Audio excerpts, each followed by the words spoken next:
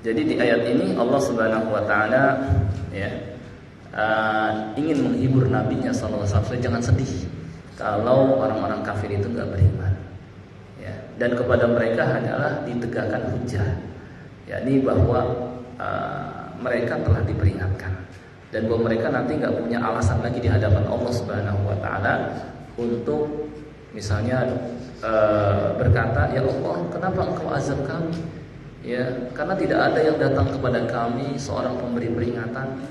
Buktinya Allah telah mengutus Rasulnya dan telah menurunkan kitabnya. Apalagi di zaman sekarang, Allah Subhanahu wa taala telah mempermudah manusia mendapatkan informasi. HP di tangan kita, kita bisa tahu dunia, ya kan? Google ketik apa, langsung tampil. Ya, kalau orang mau cari kebenaran mudah sekali. Ya, maka kepada orang-orang kafir hanya sebagai hujah dalam arti mereka sudah disampaikan, ya, dan udah gak usah dipaksa, udah biarin aja, kayak gitu, seakan-akan seperti itu. Mau kau kasih peringatan atau tidak, mereka tidak juga akan beriman. Ya. Rasulullah SAW memiliki sifat ingin sekali kebaikan didapatkan oleh umat manusia, seperti tadi ya. Beliau disebutkan dalam Al-Quran, kalau kita lihat nih di sini.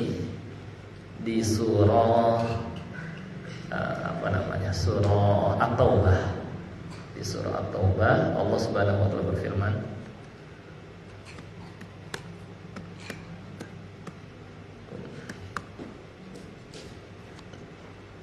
kata Allah Subhanahu wa taala, laqad ja'akum rasulun min anfusikum azizun 'alaihi ma 'anittum harisun 'alaikum bil mu'minina raufur rahim. Sungguh telah datang kepada kalian Rasul dari kalangan kalian, berat terasa olehnya penderitaan kalian.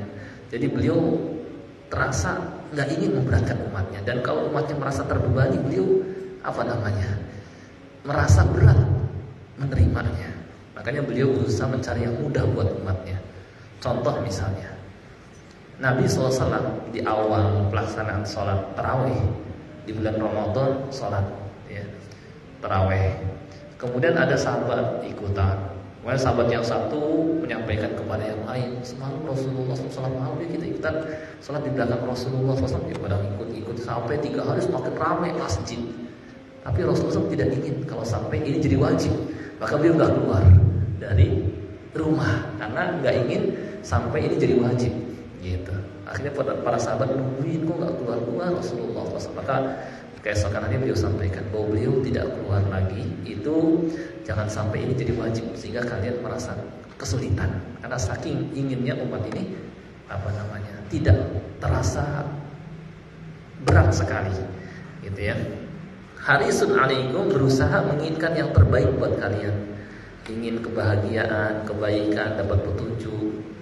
Bil mu'minina raufur rahim, dan terhadap orang-orang mukmin sangat belas kasih dan penyayang. Dulu ada penceramah mengatakan, kalau ada orang ditanya secara maknanya, sifat apa yang perlu dimiliki oleh seorang pemimpin, jawablah dengan ayat ini. Paham nggak kira-kira Pak? Sifat apa yang perlu dimiliki oleh seorang pemimpin, jawablah dengan ayat ini. Hendaknya dia memiliki sifat ini, seperti Rasulullah SAW, azizun alaihi ma'anitum, merasa berat penderitaan kaumnya. Rakyat menderita itu dia rasanya gimana gitu. Ini sifat pertama, kayak Rasulullah SAW. Sifat yang kedua, harisun alaikum, ingin umatnya dapat kebaikan dan kebahagiaan, ingin rakyatnya bahagia. Ini baru pemimpin yang hebat. Sifat yang ketiga, bil mu'minin raufur rahim, punya sifat belas kasih dan sayang. Saya yakin kalau ada pemimpin begini kayak Rasulullah SAW, dia akan berikan yang terbaik, berlaku adil dan berikan yang terbaik buat rakyatnya. Ada 3 sifat ini. Ya kalau misalnya kita ditanya, bisa nggak sebutkan kriteria ataupun ya sifat pemimpin ideal, kayak gitu ya. Jawablah dengan ayat ini. Pertama, dia harus punya azizun alaihi ma'anitum, seperti Rasulullah SAW, merasa berat terasa olehnya penderitaan rakyatnya. Maksudnya paham nggak gambarannya Pak? Jadi nggak ingin rakyatnya menderita. Yang kedua adalah harisun alaikum, ingin rakyat ataupun umatnya itu dapat kebahagiaan, nyaman, enak. Kalau pemimpin begini mah luar biasa. Bil mu'minina raufur rahim, terhadap orang-orang mukmin punya belas kasih dan sayang. Gitu. Kalau pemimpin seperti ini, seperti Rasulullah, pasti tercipta keadilan, kebahagiaan, kemakmuran, ya, masyarakatnya. Nah, ini sifat Rasulullah SAW dan layak dimiliki oleh setiap pemimpin. Ya. Baik, kita kembali lagi ke sini. Maka karena sifat Rasulullah SAW seperti ini, ya, tidak pantas ada orang yang sampai merendahkan beliau. Ya, bahkan sampai Allah Subhanahu wa taala berfirman, wa innalaka la ajran ghairu mamnun. Engkau akan dapatkan pahala yang tidak putus-putus. Jadi karena berkat jasa beliau, manusia keluar dari berbagai macam kegelapan, dari kebodohan kepada pengetahuan, dari kesesatan kepada petunjuk. Ya, kita jadi kenal Allah Subhanahu wa taala, siapa yang berhak disembah yaitu Allah Subhanahu wa taala. Kita jadi tahu untuk apa kita diciptakan di dunia, yang sebelumnya mungkin kita mengira bahwa kita diciptakan hanya untuk makan, minum, bersenang-senang seperti halnya hewan. Jadi kita tahu bahwa kita diciptakan untuk beribadah. Kita juga jadi tahu jalan mana yang harus kita tempuh dalam hidup di dunia ini. Ya, berkat diutusnya Rasulullah SAW. Ya, demikian pula banyak sekali. Ya, semua kebaikan yang kita dapatkan berkat diutusnya Rasulullah SAW. Maka balasannya dia mendapatkan pahala yang tidak henti-henti, kata Allah Subhanahu wa taala. Nah, maka kalau misalnya ada orang yang misalnya merendahkan Nabi kita Sallallahu Alaihi Wasallam, maka orang tersebut adalah orang yang tidak tahu diri dan tidak tahu terima kasih. Seperti seorang anak yang tidak tahu jasa orang tuanya. Ya, kalau misalnya ada orang yang merendahkan, ya, Nabi Muhammad Sallallahu Alaihi Wasallam, kritik beliau dan sama saja membalas air susu dengan air tuban. Ya, dia nggak tahu siapa Nabi Muhammad Sallallahu Alaihi Wasallam. Baik, kata Ibnu Abbas radhiyallahu anhu, Rasulullah Sallallahu Alaihi Wasallam ingin semua orang beriman dan mengikutinya dalam petunjuk. Harapan beliau ya, cuma kan apa? Yang terjadi itu nggak bisa sesuai dengan kehendak beliau. Dia manusia. Yang terjadi ya sesuai yang Allah Subhanahu wa taala kehendaki atau sesuai dengan kebijaksanaannya. Ingin semua manusia beriman dan mengikutinya. Maka Allah Subhanahu wa taala memberitahukan beliau bahwa tidak ada yang beriman kecuali orang yang telah ditetapkan oleh Allah dahulu mendapatkan kebahagiaan ya di awal ketika diciptakan. Dan tidak ada yang sesat kecuali orang yang telah ditetapkan terdahulu mendapatkan kesengsaraan. Ya. Jadi kalau sudah Allah Subhanahu wa taala vonis sebagai di awal sebagai orang-orang yang kafir, maka sudah tidak bisa lagi diharapkan.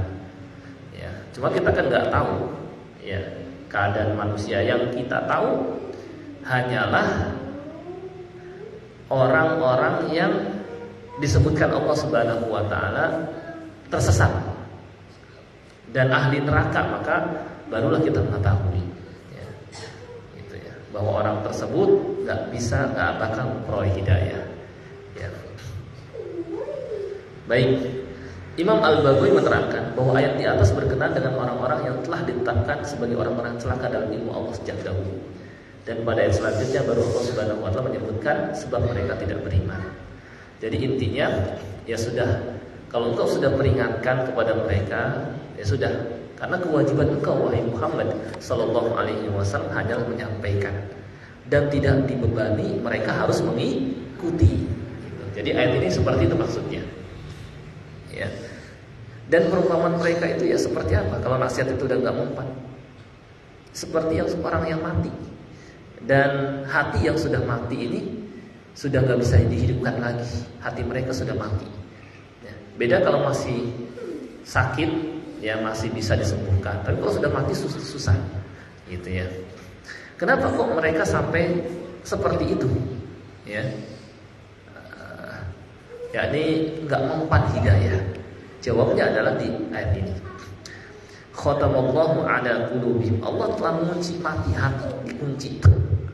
Ya. Ibarat ya udah dikunci, udah enggak bisa dibuka. Hati sudah dikunci. Wa ala sam'ihim, pendengaran mereka juga sudah ditutup. Dengar cuma mental. Wa ala absarihim ghishawah, mata mereka pun sudah ditutup juga, tidak bisa melihat kebenaran. Sebagai hukumannya wa lahum adzabun 'adzim, dan bagi mereka siksa yang sangat berat. Baik, kita lihat tafsirnya.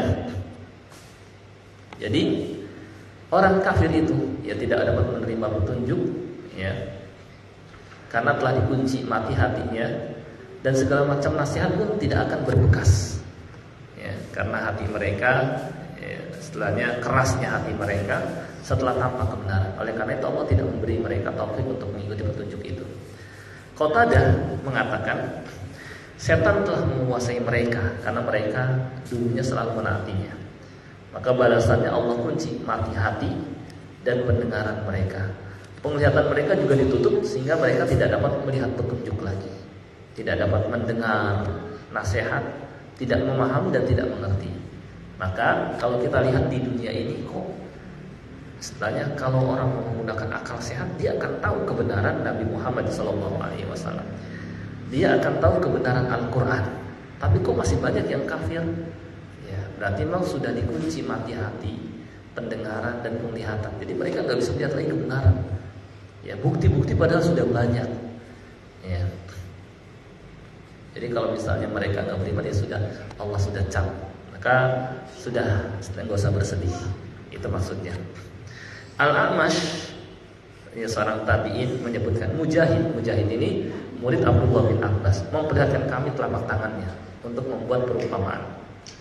Mereka generasi salaf terdahulu memandang bahwa hati itu seperti ini, seperti telapak tangan. Ketika seorang hamba melakukan dosa, maka dilipat jarinya. Dari mulai kelingking dilipat, ya. Kemudian jarinya lain terlipat, semua terlipat karena terus-menerus berbuat dosa dan maksiat.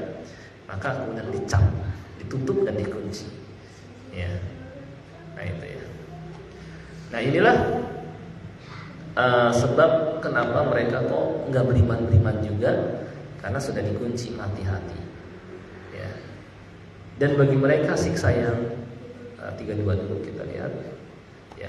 Mereka tidak dapat memperhatikan dan memahami ayat Al-Quran yang mereka dengar, dan tidak dapat mengambil pelajaran dari tanda-tanda kekuasaan Allah Subhanahu wa Ta'ala di alam semesta, di permukaan bumi dan pada diri mereka.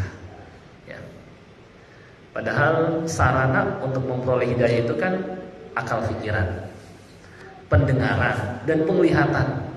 Ya, mendengarkan ayat Allah, nasihat, penglihatan memperhatikan ayat-ayat Allah dalam Al-Quran atau di alam semesta ini. Kemudian akal pikiran. Ya. Nah, sarana-sarana untuk memperoleh petunjuk dan kebaikan telah ditutup bagi mereka. Nah, udah ditutup sehingga udah berfungsi seakan-akan. Ya, seakan-akan matanya buta, seakan-akan telinganya tuli, ya. Gitu. Ini adalah hukuman yang disegerakan. Sedangkan hukuman nanti di akhirat adalah azab yang sangat pedih, berupa azab neraka dan kemurkaan Allah Subhanahu wa Ta'ala, di samping dibangkitkan nanti dalam keadaan tuli dan buta. Karena di dunia pura-pura buta, ya, dan pura-pura tuli, ya, jadi nggak mendengar dan nggak melihat ayat Allah, maka balasannya dibangkitkan juga dalam keadaan buta dan tuli. Allah berfirman, "Wa man a'rada 'an dzikri fa inna lahu ma'isyatan dhanka wa nahsyuruhu yaumal qiyamati a'ma." Dan barang siapa yang berpaling dari peringatanku, Al-Quran, Rasul, ya, maka sesungguhnya baginya penghidupan yang sempit di dunia ini, ya, setelahnya merasakan kesengsaraan hidup di dunia. Dan kami nanti akan menghimpunnya dalam keadaan buta pada hari kiamat, dibangkitkan dalam keadaan matanya buta. Dia pun berkata, "Rabbi lima hasyartani a'ma." Ya Rabbi, kenapa engkau himpun aku dalam keadaan buta? Wa qad kuntu basira. Padahal dulu aku di dunia bisa melihat. Kata Allah, "Kadzalika atatka ayatuna." Demikianlah karena telah datang kepadamu ayat-ayat kami. Fanasitaha, lalu engkau melupakan ayat tersebut. Fakadzalika al-yauma tunsa. Maka demikianlah pada hari ini engkau dilupakan, dibiarin dan tidak ditolong. Ya. Nah inilah balasan mereka di akhirat, ya, balasan mereka di akhirat. Jadi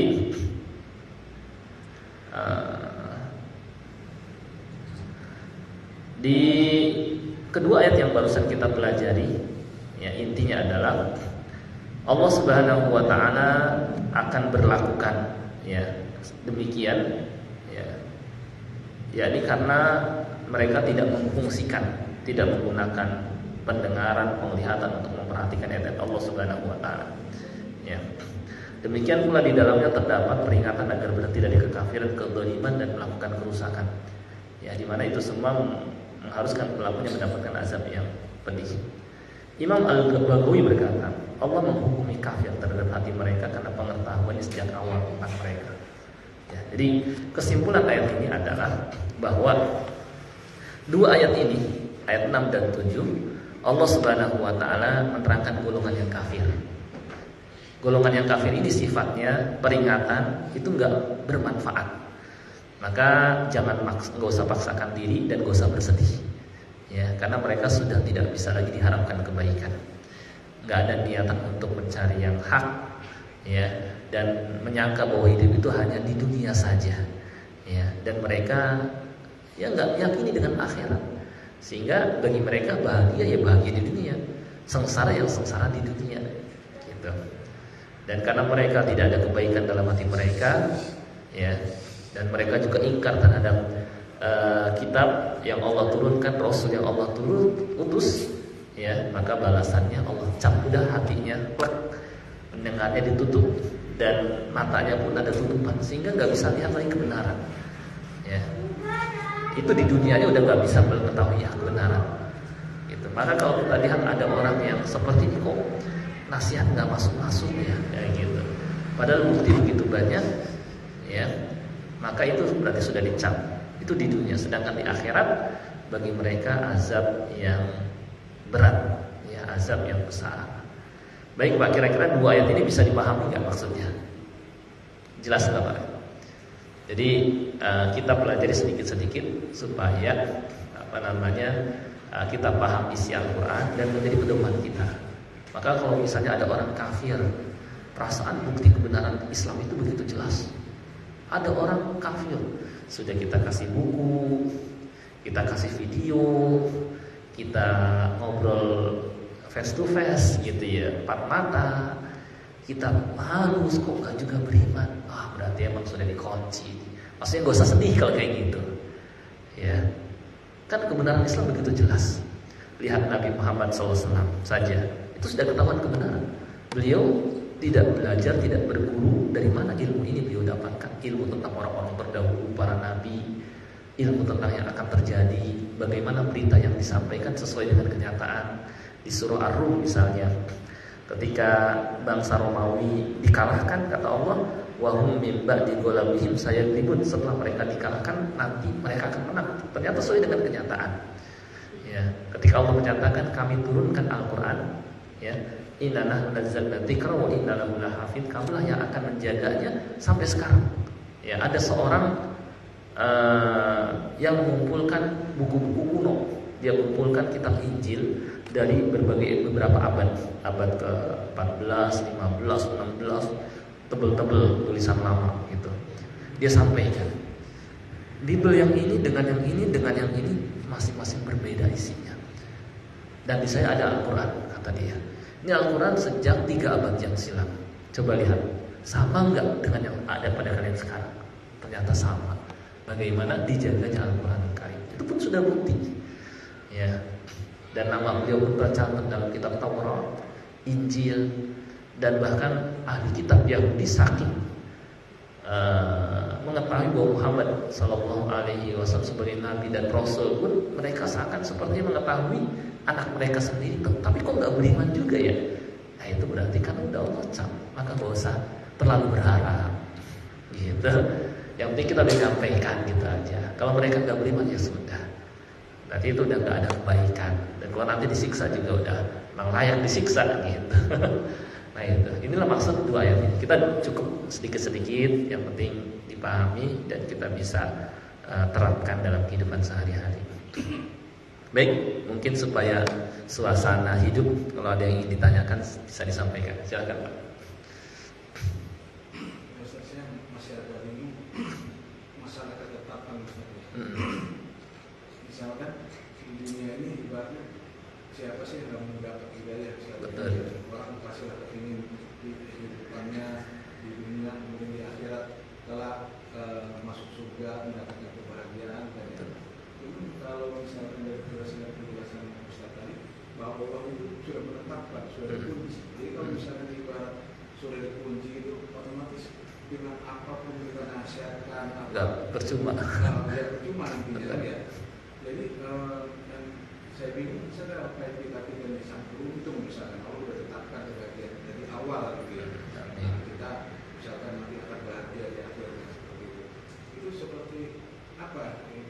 Maksud nasibnya dia sangat jelek karena memang sudah ditetapkan, jadi dia tidak bisa berbuat apa-apa gitu. Itu masih saya agak bingung. Iya betul. Jadi membayangkannya juga ya. Jadi Allah Subhanahu wa taala mengetahui secara rinci yang zaman dulu maupun yang akan datang. Kondisi manusia, sifat mereka Allah mengetahui. Ya, Allah mengetahui bahwa si fulan ini nanti bakal begini. Karena Allah sudah mengetahui masa datang, ya sudah ditetapkan Allah begitu. Gitu. Jadi Allah Subhanahu wa taala menetapkan atas kebijaksanaan, bukan sembarangan istilahnya menetapkan dia ahli neraka, dia bakal orang sesat, tapi atas pengetahuan yang mengetahui zaman dulu dan akan datang. Maka ya sudah Allah tetapkan. Karena dia sudah nggak bisa diharapkan kebaikan. Tapi ada orang yang dia ditetapkan kebaikan karena masih bisa diharapkan kebaikan dan Allah mengetahui. Baik kata Allah, walau alimallahu fihim khairan la asma'ahum. Kalau Allah tahu dalam hati mereka ada kebaikan, Allah akan perdengarkan. Tapi Allah tahu tidak ada kebaikan, udah dikunci sekalian. Kayak gitu. Itu yang pertama itu. Kejadian manusia itu kan 4 bulan itu dicatat. Kemudian sudah ditentukan betul. Manusia itu mau dia akan celaka atau bahagia, betul. Iya. Karena kalau Allah nggak mengetahui kan berarti nggak mungkin. Allah Maha mengetahui berarti masa mendatang pun Allah tahu. Maka sudah ditetapkan, dicatat. Bahwa si fulan jadi orang bahagia, si fulan jadi orang sengsara. Itu Allah mengetahui. Dan itu atas kebijaksanaan, hikmah. Allah istilahnya nggak sembarangan dalam menetapkan itu. Karena pengetahuannya nanti bakal bagaimana. Sama tadi saya lupa tuh ada yang ingin sampaikan penting juga. Ya, jadi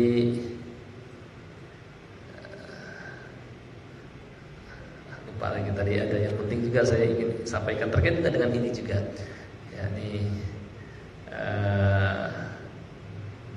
Allah Subhanahu wa taala Maha Adil, ya istilahnya Maha Bijaksana, Maha Mengetahui. Gitu. Oh ya, baru ingat sedikit ya. Nah, kita kan termasuk orang yang belum jelas ini. Karena orang itu kan dihukumi dengan akhir keadaannya. Akhir itu maksudnya belum tentu kita istiqomah sampai akhir kehidupan kita, gitu. Nah maka kita nggak boleh memvonis si A ahli neraka, si B ahli surga. Kita nggak boleh memvonis. Hanya saja kita cuma bisa mengharap orang yang beramal soleh, dia insya Allah ya bisa istiqomah sampai meninggal dunia dan masuk surga. Dan orang yang berbuat buruk, ya kita khawatir dia terus-menerus tidak sempat bertobat, ya akhirnya dia masuk neraka. Adapun memvonis maka tidak boleh. Itu sama disebutkan dalam hadis. Ada seseorang yang di awal layak madu bi amali ahli jannah. Di awal dia mengerjakan amalan ahli surga, rajin sholat, rajin ibadah.